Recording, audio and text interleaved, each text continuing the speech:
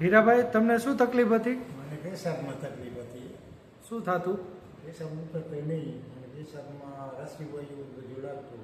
અચ્છા. પછી ગોકુળમાં ગયો અને સોનિયોગ્રાફી કરાવી. હા હા, બરાબર. પછી દવાથી તો ફેર દેખાણો. પછી મેં આ તમારી દવા ચાલુ કરી. અચ્છા, એટલે તમને જ્યારે સોનોગ્રાફી કરાવી ત્યારે રિપોર્ટ પેશાબમાં શું તકલીફ પડતી? પ્રોસ્ટેટ કે શું કહીએ? હા, પ્રોસ્ટેટની ફૂલાતું હતું, પ્રોસ્ટેટ ઉંમરના હિસાબે એમ. એટલે પેશાબ કરવા જાવ ત્યારે શું તકલીફ પડતી? પેશાબ 2-3 ટીપા પેશાબમાં ઉતરે. હા હા. બળતરાશ થાય પેશાબમાં. અચ્છા. હળી આખી. એવું કેટલા ટાઈમથી હતું? એવું થયું આ બસ આમ તો જાજુ ટાઈમથી હોય છે. કેટલાક ટાઈમથી હતું એવું? 2-3 વર્ષ આમ તો ગણવાના. 2-3 વર્ષથી આ તકલીફ હતી. પણ વર્તમાન વર્તા તો નહીં, અમુક ટાઈમે તકલીફ પડે ગરમી ને એવું બધું. ત્યારે વધારે તકલીફ પડતી. વધારે થતું. બરાબર. બાકી આ તમારી દવા ચાલુ કરી.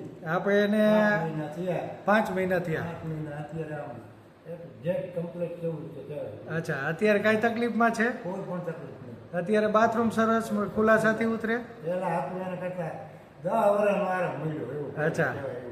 કેટલા વર્ષનું જૂનું હતું એ બધું જતું રહ્યું? આ બધું જતું રહ્યું. ઓકે.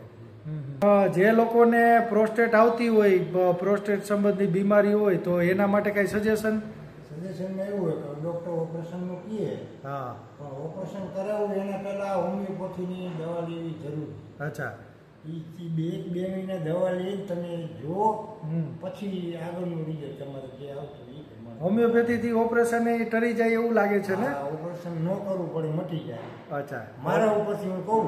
હા બાકી જે મંતવ્ય. હા, બરાબર. ઓકે.